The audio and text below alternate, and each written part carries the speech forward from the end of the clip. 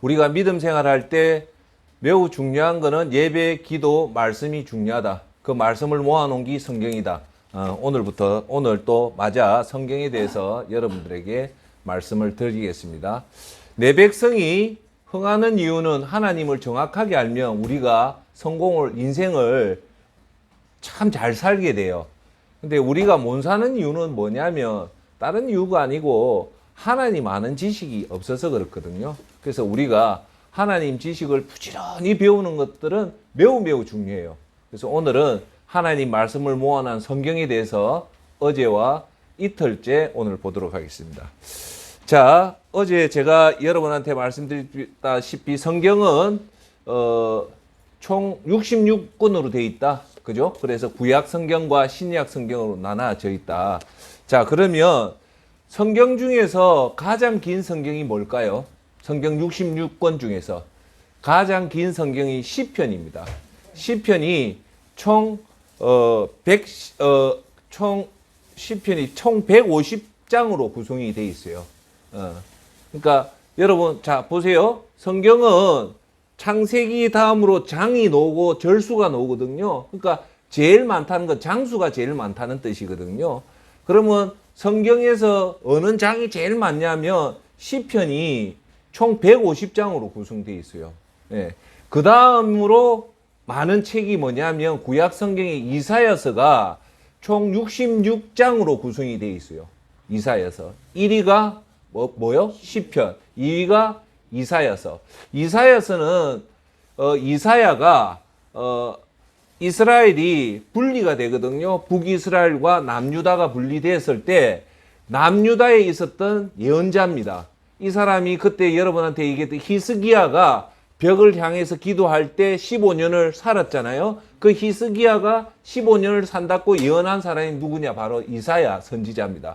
이 이사야 선지자가 그 이사야서를 총 66장의 이사야서를 써요. 근데 이사야서의 주된 내용은 뭐냐면 남유다가 나중에 바벨론의 공격을 당해서 남유다가 멸망한다는 것을 예언을 해요. 슬픈 노래죠. 남유다가 멸망한 이유가 뭐냐면 어제도 얘기했다시피 하나님이 제일 싫어하는 것은 다른 신을 섬기는 것. 십계명의 제1계명이 뭡니까? 나 외에 다른 신을 섬기지 마라. 가짜에 속지 마라는 거거든요. 제일 근본이 그거예요. 하나님이 모든 은혜와 축복을 다 줬는데 그걸 하나님한테 감사 안 하고 다른 엉뚱한 신에게 그 감사를 하는 게 다른 신을 섬기는 거거든요. 그렇죠? 그래서 여기 잠시 얘기하면 어떤 신도 나 외에 다른 신을 섬기지 말라는 계명이 없습니다. 오직 나 외에 다른 신을 섬기지 말라는 계명은 하나님의 십계명밖에 없어요. 그래서 남유다가 다른 신을 섬기고 두 번째 하나님이 싫어하는 게 뭐냐? 우상을 숭배해요. 네.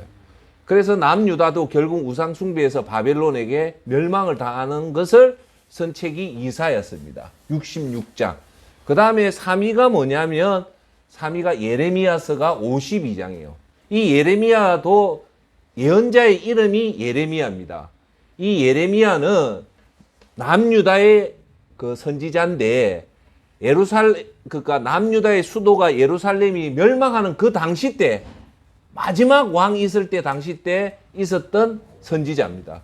이분이 남유다가 멸망하는 것을 가슴 아파서 성글이 예언서인데 그게 예레미야서입니다. 몇 장요? 52장. 그 다음 채 여러분이 잘 아는 창세기가 50장이에요. 두께가. 그 다음 채가 이제 5위가 뭐냐면 욥기 있습니다. 동방의 의인 욥이 고난을 받는 내용이에요. 그거는 아주 중요한 내용들이 많아서 제가 따로 여러분한테 쉽게 설명을 드릴게요. 그리고 마지막 6위가 출애굽기입니다. 40장. 이스라엘 민족이 애굽에서 출애굽해서 가나안 땅으로 가는 그거. 그래서 성경에서 제일 장수가 많은 것은 150장으로 구성되어 있는 시편이다. 그 다음 채는 이사야서가 66장. 그 다음 채 예레미야서가 52장. 그 다음 채 창세기가 50장. 그 다음 채 욥기서가 42장. 출애굽기가 40장이다. 자, 근데 제가 왜 이 말을 하냐면, 그러면 시편에 총 150장이 있잖아요. 150장. 장수로는 150. 그 중에서 성경에서 제일 장수가 긴 절이 뭐냐 이거죠. 장에는 절이 있잖아요. 절이 총,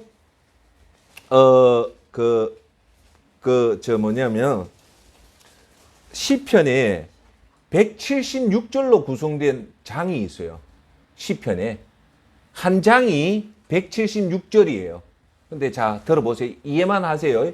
보통 성경 한 장에 그 밑에 달린 절수가 보통 몇 장이냐면 보통 20장에서 30장 정도 돼요. 그 30장이 넘으면 그 장이 좀 길다 생각하면 되고, 한 장에 절수가 한 20절 이하면 좀 짧다고 보면 되는데, 그 절수가 성경에 1189장 중에 절수가 제일 많은 장이 어디에 있냐면 바로 시편에 있어요.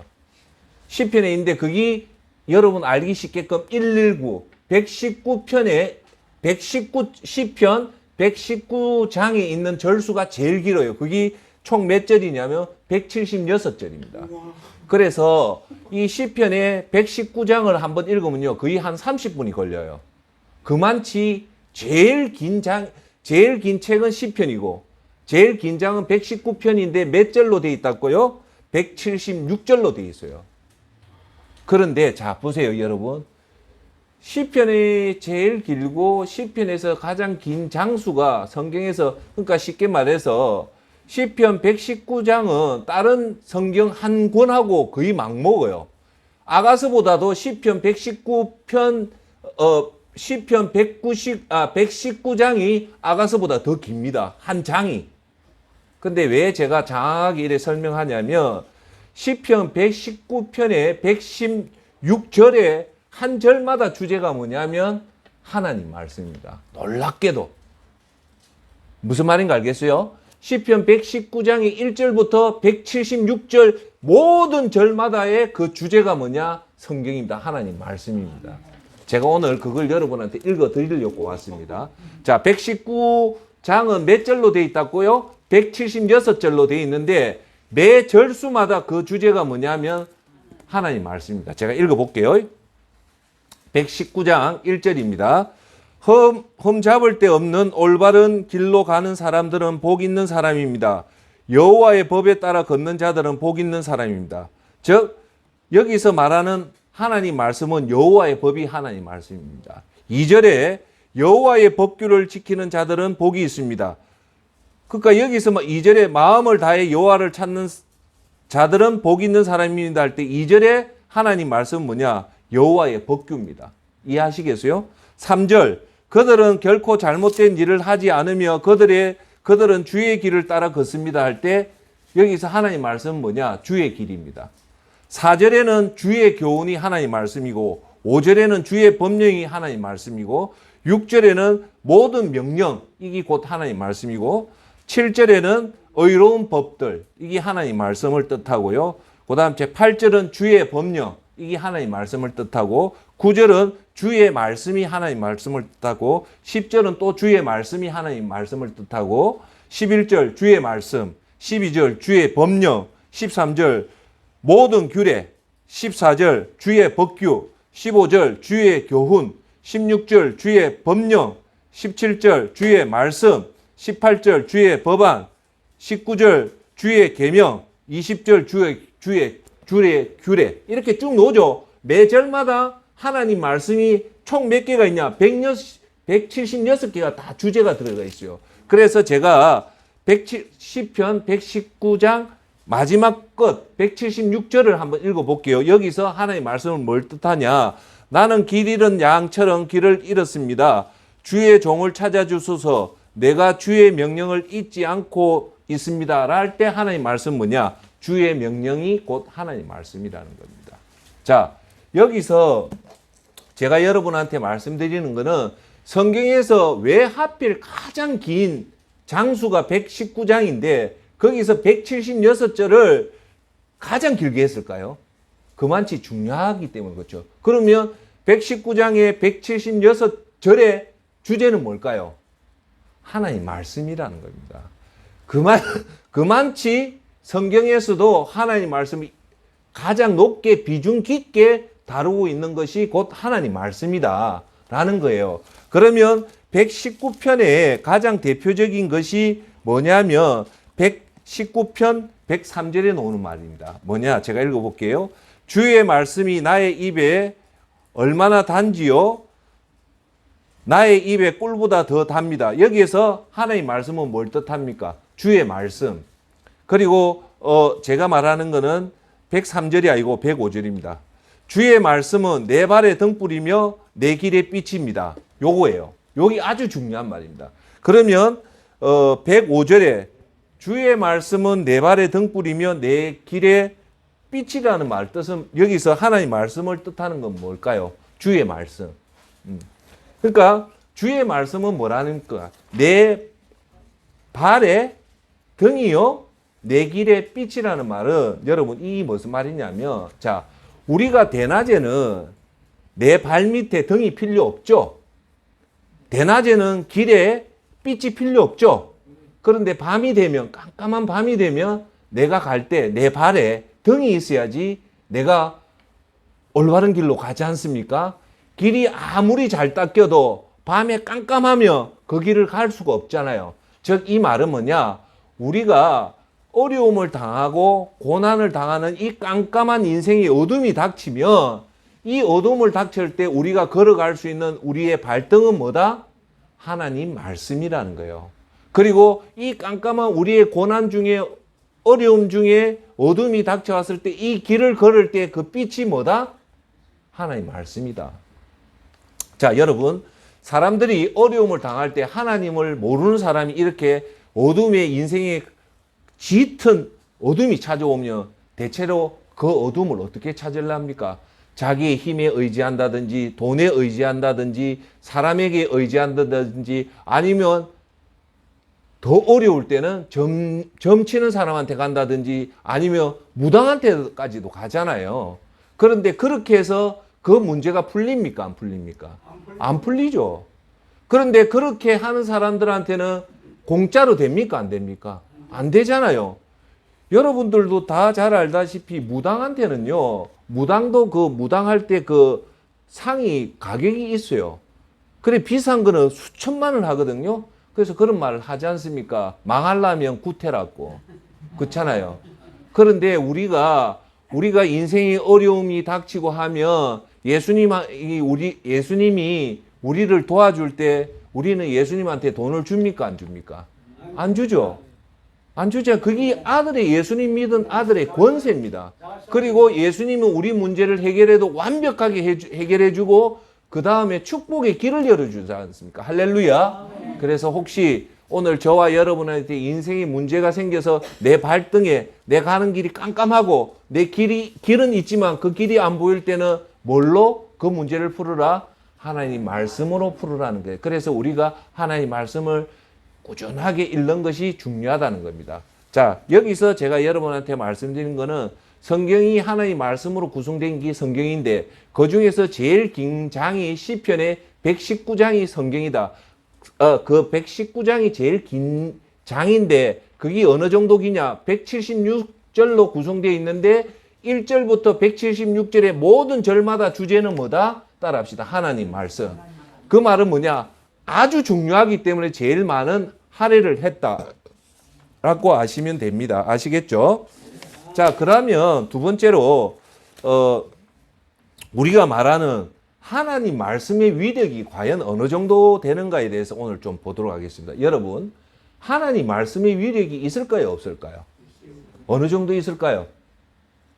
알고 있지만 제가 오늘 정리를 좀 해드릴게요. 하나님 말씀의 위력은요. 두 가지를 보면 됩니다. 히브리서에서 하나님 말씀의 위력이 나오고요. 그 다음 마지막 요한계시록에 보면 하나님의 말씀이 위력이 나옵니다. 자, 여러분 우리가 하나님 말씀을 이렇게 선포할 때 이 말씀이 보입니까? 안 보입니까? 안 보이죠. 그 말은 영적이라는 거예요. 영적이라는 거예요. 보이는 거는 물질은 비영적이지만 우리 육체는 물질적이잖아요. 보이는데 말은 안 보이잖아요. 그러니까 이 말이 중요하다는 거예요. 하나님 말씀은. 여러분 수년 전에 일본에서 유명한 베스트셀러가 하나 나왔어요. 거기 제목이 뭐냐? 물은 답을 알고 있다라는 책이요. 엄청난 베스트셀러였어요. 책이 얇은데 그 책 내용이 뭐냐? 물은요, 지구상에 유일하게 투사의 능력이 있다는 거예요. 투사. 즉 뭐냐? 물한테 칭찬의 말을 해가지고 그 물을요, 일정한 온도에 얼려서 그 결정체를 현미경을 찍으면요, 아주 아름다운 모습이 돼요. 그런데 그 물에다가 우리가 화를 내고 심지어 욕을 하면요, 그 화를 하고 했던 이 물에다가 화를 해가지고 이걸요, 얼려가지고 결정체를 만들어서 현미경을 딱 해보면요, 그 결정체가 완전히 무너져 있어요. 무너져 있는데요, 더 놀라운 사실은 글을 써서 사랑해라고 해가지고 그 물에다가 투사를 딱 시키면요, 이 물을 얼려가지고 현미경 찍으면 아주 아름다운 모습이 나와요. 희한하잖아요. 말은 이해되지만 글도요, 사랑해, 너는 안 돼, 이렇게 하면 물 결정체가 바뀐다는 거예요. 그 말은 글도 비영역적인 에너지가 있다는 겁니다. 그걸 오늘 제가 여러분한테 말씀드린데, 히브리서 4장 12절에 말씀의 위력이 어떻게 나오냐, 제가 읽어드리겠습니다. 하나님의 말씀은 살아있고 활력이 있어 좌우의 날선 어떤 검보다 예리하여 혼과 영과 및 관절과 골수를 찔러 쪼개기까지 하며 또 마음의 생각과 뜻을 판단하나니 라고 나오는데, 이 말 여러분 이해가 됩니까? 잘 안 되죠.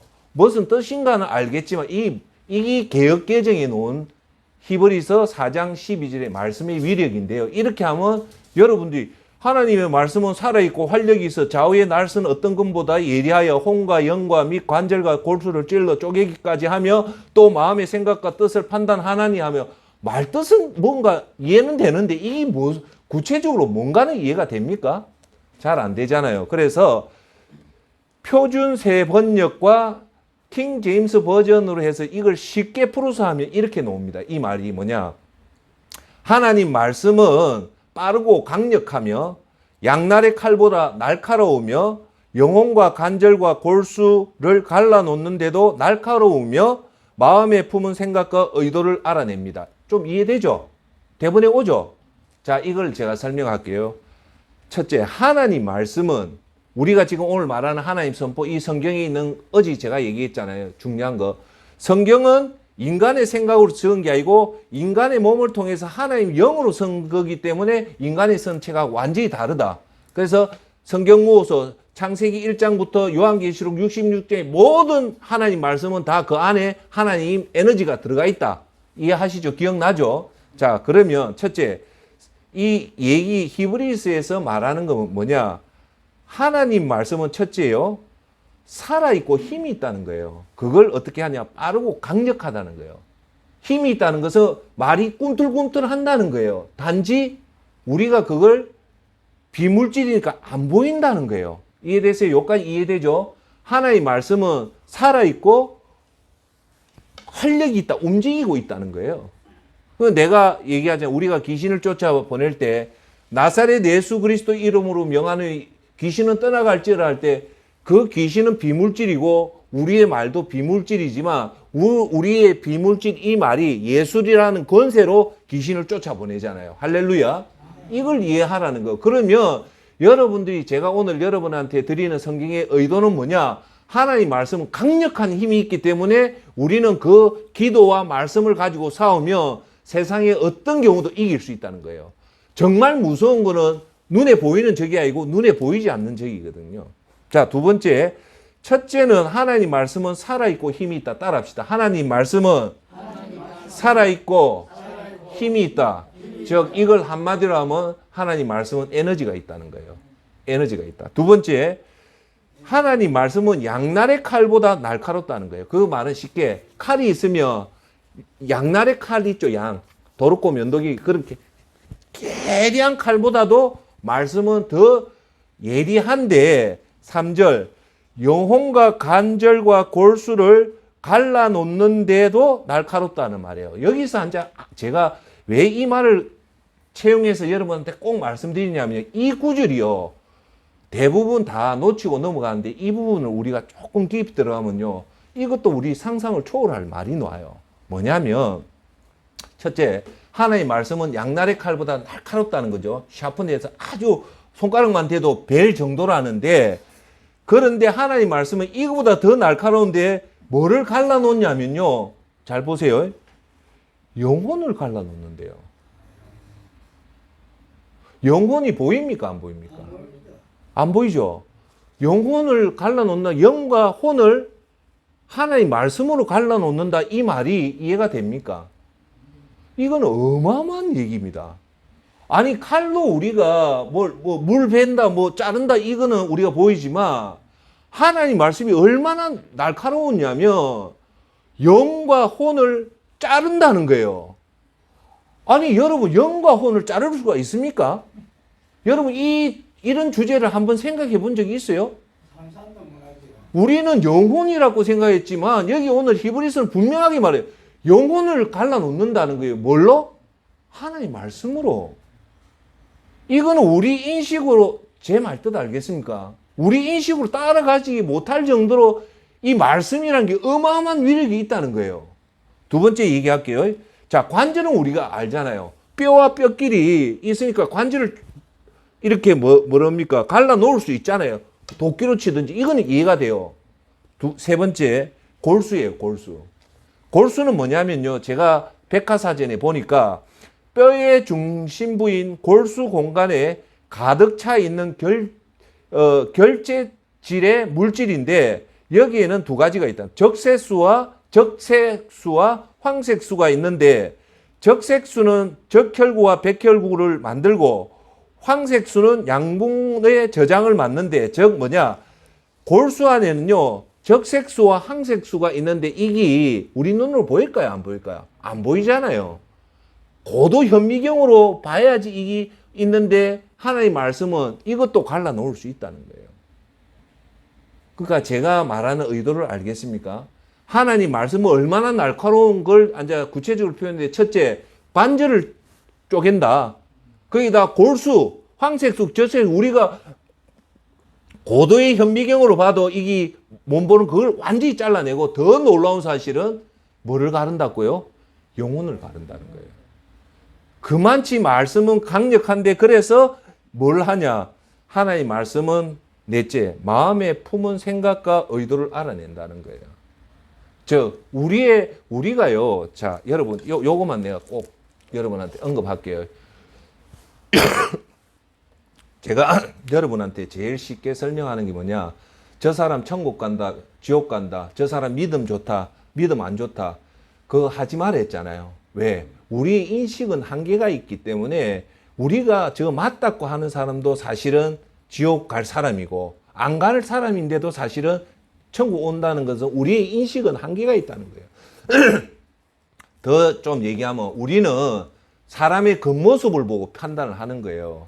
그런데 우리가 이 말 알잖아요. 제일 유명한 말. 10길 물 속은 알아도 한 길 사람 속은 모른다 하잖아요.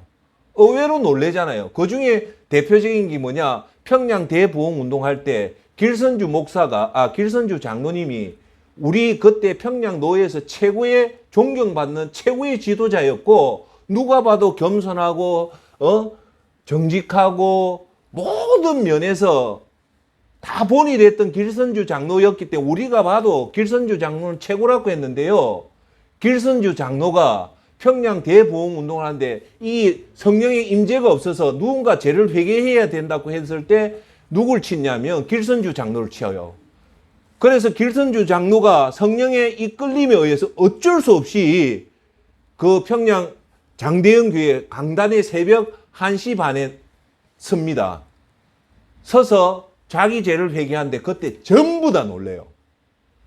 길선주 장로가 저런 죄를 지을 줄 아무도 몰랐는데 자기 입에서 나오는 죄의 회개는 엄청난 거예요. 그게 우리한테 주는 메시지 뭘까요?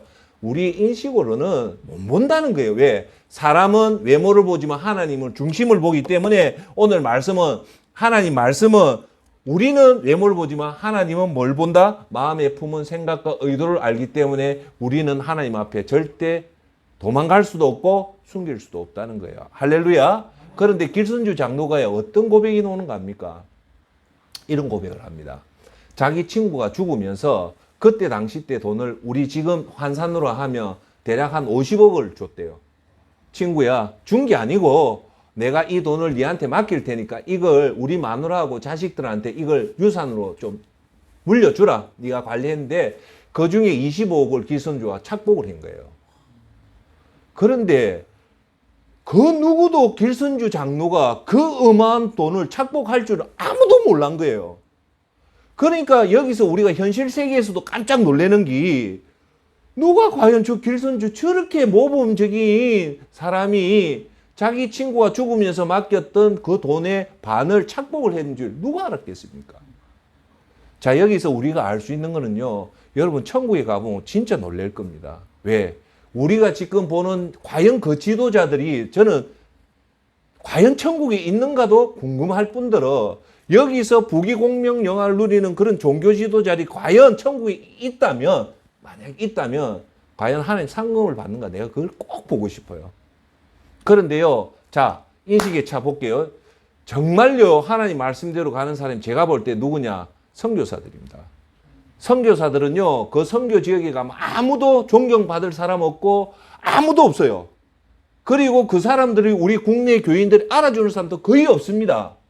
그런데도 자기의 의사신분, 자기의 모든 부귀공명영화 다 버리고 예수님이 마태복음 28장에 말씀해 너는 가서 모든 족속을 제자를 삼으면서 자기 모든 걸 버리고 오직 예수님 말씀대로 가가지고 간 그 선교사님들이 지금 우리 눈에는 형편없이 보여요. 너무 가난하고 볼품없이 보이는 이분들이 천국에 가면 어떨까요? 엄청날 겁니다. 그래서 여기서 제가 하나 꼭 말씀드릴게요. 우리는 절대 예수님 이상 이름이 나도 안 되고 12제자 이상으로 누리면 안 됩니다. 그걸 딱 기준으로 삼으면 돼요. 아시겠죠? 그걸 다 해주는 건 누굽니까? 하나님이잖아요. 그걸 자기가 잘했다고 하는 것은 외식주의입니다. 아시겠죠? 우리가 믿음은, 그래서 제가 여기서 말하는 것은 마음에 품은 생각과 의도를 알아내는 것은 하나님 말씀밖에 없고 하나님밖에 없지, 우리가 보는, 여러분들이 저를 보는 하수동 센터장의 그 판단은 오류가 많다는 거예요. 무슨 말인가 알겠어요? 그래서 우리의 진짜 모습은 천국에 딱 들어가 보면 이제 그 모습이 다 드러납니다. 정말 저 사람이 천국에, 지금 교인들이 낸 헌금의 주인이 누굽니까? 하나님이잖아요. 그런데 그 중요한, 그 힘들게 낸 교인의 헌금을 가지고 자기가 고액의 연봉을 받는 극소수 목회자들이 그렇게 하면 안 됩니다. 내가 볼 때는. 이해하시겠어요? 그거는 하나님 주신 물질이기 때문에 전에 축복의 통로로 써야 되지, 그걸 가지고 자기의 부를 과시하고 명예를 과시하고 그러는 극소수지만 지금 있습니다. 저는 그분들이 과연 천국에 가면 어떨까 아주 궁금해요. 제 기준으로 볼 때는 여러분한테 답을 못하겠지만 저는 가지고 있는 생각이 있습니다. 여러분, 절대 하나님 주신 물질과 축복은 기준을 삼아줄게요. 12제자가 최고의 반전에 올라선 사람 아닙니까? 그분들이 부귀공명 영화를 누렸습니까? 아무것도 못 누렸어요. 전부 다 얘기하면 거지같이 살다가 떠난 사람이에요. 그리고 죽을 때도 예수님처럼 순교해서 죽어요. 사도 요한 빼놓고. 그분도 그렇게 영역 있는 분도 그렇게 살았다면 우리도 그 표준 모델을 삶아서 그렇게 살아야 됩니다. 할렐루야. 꼭 그 마음을 품고 절대 교만하면 안 돼요. 모든 것이 하나님한테 줬기 때문에 하나님 주신 그대로 축복의 통로로 삼고 모든 영광을 누구한테 돌려야 된다? 하나님한테도. 그걸 하면 사기꾼이에요. 할렐루야. 자, 그 다음 제 하나님 말씀의 위력이 어디서 나오냐면 요한계시록입니다. 요한계시록에 2장이 나와요. 1장하고 19장에 하나님 말씀의 위력이 나오는데 어떻게 나오냐 제가 읽어드릴게요. 요한계시록 1장 16절. 그의 오른손에 7별이 있고 그의 입에서 좌우에 날성검이 나오고 그의 얼굴은 해가 힘있게 비치는 것 같더라. 여기서 그의 오른손이라는 그는 누굴까요? 예수님을 말씀합니다. 그의 오른손에 7별이 있고 예수님 입에서 좌우에 날선 뭐가 나온다? 칼, 검이 나온다는 거예요. 그 다음 근데 이 검이 뭘까요? 예수님 입에서 나오는 날쌘 검이 뭘까요? 우리가 말하는 영화에 나오는 칼일까요? 아니에요. 말씀의 검이라는 게 에베소스에 정확하게 나옵니다. 에베소스에 뭐라 나오냐면 성령의 검, 곧 하나님 말씀을 가져라. 성령의 검, 곧 하나님 말. 예수님 입에서 나오는 것, 검은 성령의 검인데 곧 뭐라고? 하나님 말씀이라는 거예요. 자, 여러분 들어보세요. 자, 중요해요. 하나만 더. 우리가 믿음 생활할 때요. 그 에베소스에 놓는 하나님의 전신갑주를 입으라는 거, 의의 투구, 허리띠, 흉배, 복음의 편안한 신발, 방패를 다 이거는 수비용, 그 전쟁할 때 수비하는 건데 유일하게 공격하는 게 딱 하나 있습니다. 공격용으로 쓰는 게 뭐냐 따라합시다. 말씀. 그게 오늘 요한계시록에 나오는 거예요. 요한계시록 1장 16절에는 날성금이 나오고 그의 얼굴은 해가 힘있게 비치는 것 같더라로 끝나요. 그런데 요한계시록 19장 15절에는 더 정확하게 나옵니다. 그분의 입에서, 그분은 누굽니까? 예수님이죠. 그분의 입에서 날카로운 칼이 나오는데 날카로운 칼이 뭡니까? 하나님의 말씀이죠.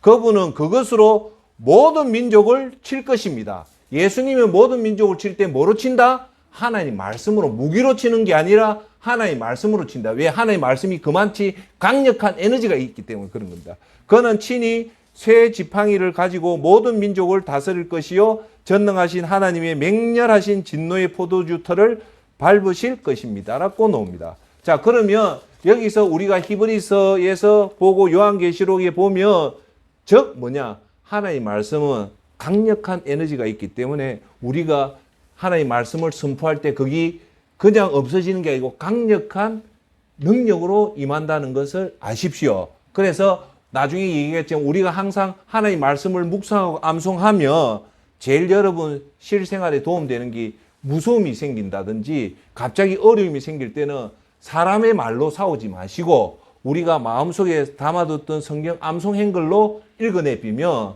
그 말씀 자체가 사람의 말이 아니고 하나님 영감이기 때문에 강력한 에너지가 나갑니다. 단지 우리가 눈에 안 보일 뿐이지. 그래서 사탄 마귀는 여러분 그거 하잖아요. 무당들이 항상 하는 얘기가 있어요.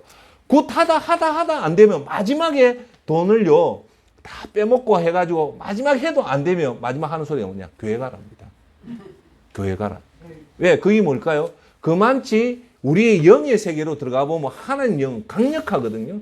그러니까 귀신들도 예수님의 영을 안단 말입니다. 그 예수님의 영은 곧 뭘까요? 하나님의 말씀이라는 거예요. 그래서 우리 몸에 하나님의 말씀을 계속 강력하게 하면 우리가 여러분 얘기하잖아요. 성령의 충만함을 받는 방법은 예배를 드리고 기도를 하고 말씀을 하면 여러분이 성령이 충만한데 그게 육이 있으니까 안 보여요. 안 보이는데 여러분이 성령이 충만한 그 형상이 뭐냐면 교회 가고 싶어하고 온순한 마음이 생기고 기도하고 싶은 마음이 생길 때는 여러분 영이 강하기 때문에 그 누구도 어두운 세력이 여러분한테 절대 접근 못합니다. 할렐루야. 그러면 여러분들이요 그때부터 하나님의 강력한 보호함과 인도함과 그게 있습니다. 그것이 우리 그리스도인의 권세입니다. 따라합시다. 권세. 자, 그 다음 제안자 더 중요한 걸 제가 하나 말씀드릴게요. 뭐냐면 예수님이 공생애를 시작하기 전에 광야에 나가서 40일간 금식을 하잖아요. 그때 사탄 마귀가 예수님을 시험을 합니다. 세 가지를 가지고 돌을 떡이 되게 해라. 그리고 높은 데서 뛰어내리라. 그리고 내 앞에서 절을 해라는 세 가지 테스트를 할 때 예수님이요. 자, 한번 볼 때 이 아이러니 하잖아요. 자, 예수님은 하나님이란 말입니다. 근데 마귀가 와서 하면 제 표현을 하면 가짠잖아요. 웃기는 막 가라 막 시끄럽다 막 해야 되는데 맞잖아요. 니는 내하고 게임이 안 된다. 예수님이 그만치 어마어마한 능력을 가지신 분인데 마귀하고 지금 동급이 아니잖아요. 여러분도 알다시피 급이 같아야지 놀지 급이 틀리면은 놀지도 않지 않습니까? 예? 그 예수님은 사탄 마귀 하면 막 급이 틀리니까 가라. 아니 뭐 예수님 권세 한번 하면 다 날아가 뼈요. 그런데 예수님은 인성을 입고 왔기 때문에 예수님이 이 사탄 마귀가 이렇게 유혹하고 공격할 때 어떤 방식으로 대응했나를 우리가 주목해서 볼 필요가 있습니다. 여기 아주 중요한 우리한테 교훈을 줘요.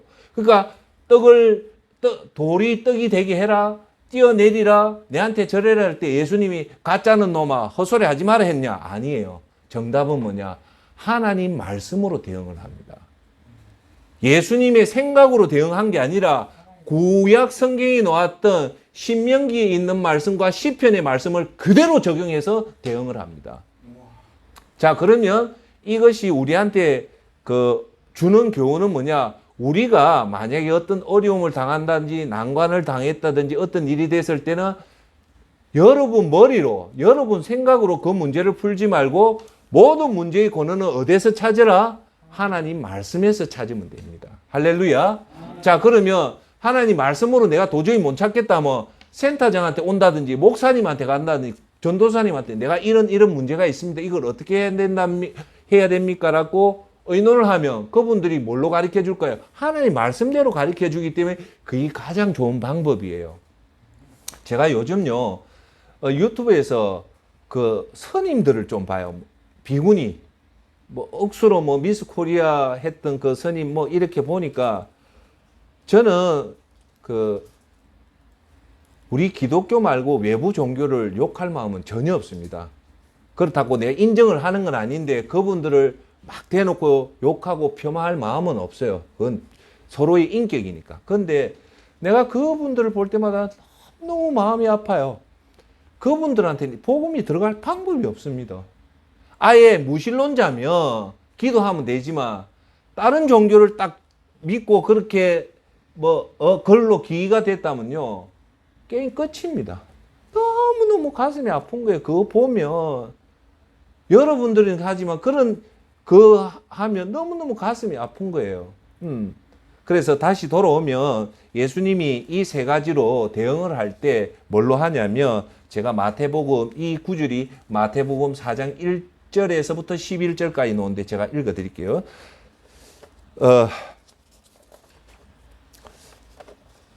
예수께서 대답하여 이르시되 여기 나옵니다.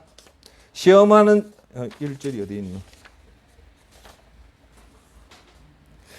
그때 예수께서 성령에게 이끌리어 마귀에게 시험을 받으러 강야로 가서 40일을 밤낮으로 금식한 후에 줄인지라.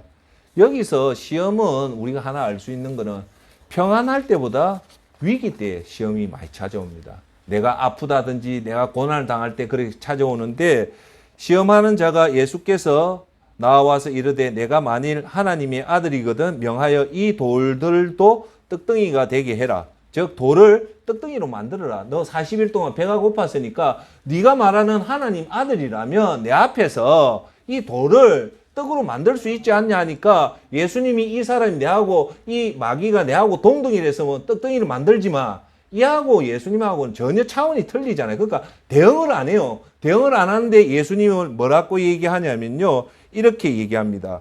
기록되었으되 사람이 떡으로만 살 것이 아니요 하나님 입으로부터 나오는 모든 말씀으로 살 것이라 하였느니라 하시니라고 얘기합니다. 이 말씀이 여러분 기억 안 납니까? 어디에서 나온 말씀입니까? 이게 바로 어제 말했던 신명기에서 나오는 8장 1절에 나오는 말씀입니다. 여러분 기억 안 나요? 예?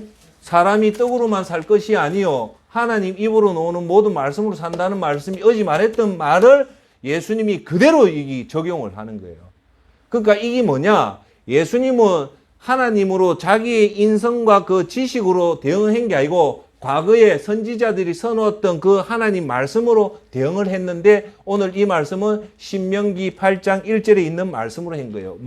사람은 내가 배가 고파도 떡으로만 살 것 같지만 내가 어제 얘기했잖아요. 사람은 떡으로 사는 것이 아니라 굶더라도 하나님 말씀대로 사는 것이 사람이라고 예수님은 명확하게 대응을 하는 겁니다. 자, 5절. 이에 마귀가 예수를 거룩한 성으로 데려가 성전 꼭대기에 세우고 이르되 내가 만일 하나님의 아들이거든 뛰어내리라. 즉 네가 하나님 아들인 걸 과시해라고 얘기하는 거예요. 그럴 때 사탄도요 하나님의 말씀을 인용합니다. 뭐라고 인용하냐면 기록되었으되 그가 너를 위하여 그의 사자들을 명하시리니 그들이 손으로 너를 받들어 발이 돌에 부딪히지 않게 하리로다 하였느니라. 이 말은요 사탄도 하나님의 말씀을 그대로 적용하는데 이 말이 어디에서 나오냐면 시편 91장 11절 12절 말씀을 그대로 사탄이 인용을 해요. 그러면 시편 91장 11절 12절 말씀이 뭐냐면 이렇게 놓아요. 그가 너를 위하여 그의 천사들을 명령하사 내 모든 길에서 너를 지키게 하심이라. 그들이 그들의 손으로 너를 붙들어 발이 돌에 부딪히지 않게 아니하게 하리로다.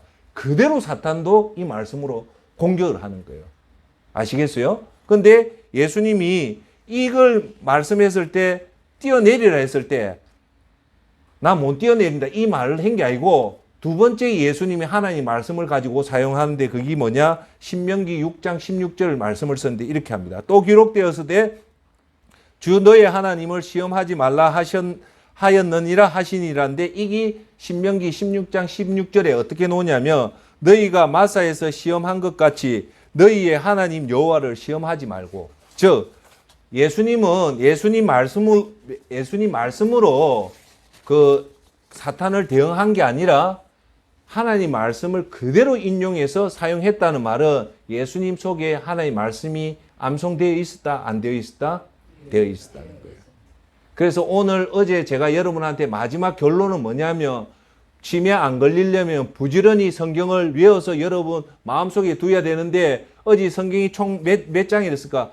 31,700 몇 쪽이랬잖아요. 3만 몇 절이랬잖아요. 장수는 1189장이니까 하루에 3장에서 4장을 읽으면 1년에 1독을 한다. 그래서 장수가 중요하고 절수는 31,000절이니까 그 중에서 최소한 100절은 외워란 말입니다. 109절은 여러분 속에 가지고 있으란 말입니다.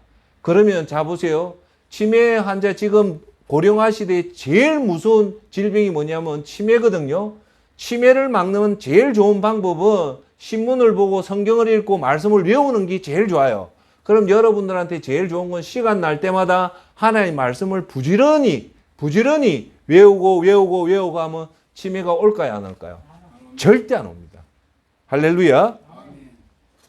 자, 그래서 했고, 그러니까 이제 세 번째 마귀가 어떻게 했냐? 8절에 그가 또 그를 데리고 지극히 높은 산으로 가서 천하 만국과 그 영광을 보여 이르되 만일 내게 엎드려 경배하면 이 모든 것을 내게 주리라. 여기서 조금 주목해야 될 게 뭐냐면요. 9절 만일 내게 엎드려 경배하면 그 다음 말이 중요해요. 이 모든 것을 내게 주겠다는 거거든요. 이 말 뜻이 뭘까요? 이 모든 것을 내게 주겠다. 그게 뭐냐면요. 이 세상이 내 거니까 내가 네한테 주겠다는 말이에요. 그러면 이기에 대해서 학자들 의견이 논란이 분분한데 지금 이 세상의 권세는 누가 잡고 있다? 사탄이 잡고 있다는 거예요. 그래서 우리가 여러분 이걸 아셔야 돼요. 아셔야 돼. 중요한 얘기 할게요. 우리가 예수님을 경배하면 예수님이 우리를 보호해주고 우리에게 영적인 축복을 주잖아요. 사탄한테 경배해도요. 사탄이 그걸 줍니다. 주는데요. 사탄은 절대 그 준 사람한테 그냥 안 줍니다. 절대 사탄도 그 사탄을 섬긴 자를 안 놔요. 안 놓습니다. 이해되세요? 그래서 내가 더 무서운 얘기 해줄게요. 더 무서운 게 아니고 더 중요한 얘기. 간혹 무당들이, 특히 여자 무당들이요. 무당직 그만두고 기독교로 귀의하는 분들이 있습니다. 그런데 그분들 얘기를 들으면 하나같이 공통점이 하나 있어요. 뭐냐? 자기가 섬겼던 이 귀신들이요. 자기를 공격하기 때문에 되게 무서워합니다. 왜? 안 놓아주거든요. 그런 말이에요. 너 내한테 단물, 선물 다 빼먹고 어디 가냐고 이런 말을 해요. 그러니까 여러분들 마귀의 영에 딱 잡히면 거기 빠져나오기 대단히 힘듭니다. 그래서 제가 여기서 중요한 얘기를 하나 하면 초기에 막아야 돼요. 여러분 자녀들이 이방 종교에 빠진다든지 낌새가 보이면 초기에 딱 잡아야지 되지. 그 애가 벌써 뭐 다른 종교에 기이하면 그때는 때가 늦습니다. 그런 스트레이지 전략들이 필요해요. 자, 그때 10절 이에 예수께서 말씀하시되 사탄아 물러가라. 기록되었으되 주 너의 하나님께 경배하고 다만 그를 섬기라 하였느니 라고 할 때 예수님이요. 이 말씀이 뭐냐면 신명기 6장 13절의 말씀을 예수님이 사용을 해요. 그게 뭐냐? 내 하나님 여호와를 경외하며 그를 섬기며 그의 이름으로 맹세할 것이니라. 이에 마귀가 예수를 떠나고 천사들이 나와서 수종들더라. 그러니까 예수님의 세 가지 시험은 광야로 가서 받은 기 돌이 떡덩이가 되라, 뛰어내려라, 내한테 절하라 했을 때 두 번째 돌이 떡덩이가 되라, 두 번째 천하만국 떨어질 때 천사가 바친다는 때는 사탄도 하나님의 말씀을 사용하잖아요. 그런데 첫 번째, 두 번째, 세 번째 다 예수님이 뭘로 대응을 합니까? 하나님 말씀으로 정확하게 대응하잖아요. 그래서 여기서 우리가 배울 수 있는 거는 여러분 시간 날 때마다 부지런히 하나님 말씀을 암송해서 기도할 때 하나님 말씀으로 가지고 기도하는 것이 제일 좋다는 겁니다. 할렐루야. 제가 오늘은 요까지 결론을 맺을게요. 맺고 내일 마지막으로 그걸 하도록 하겠습니다. 그럼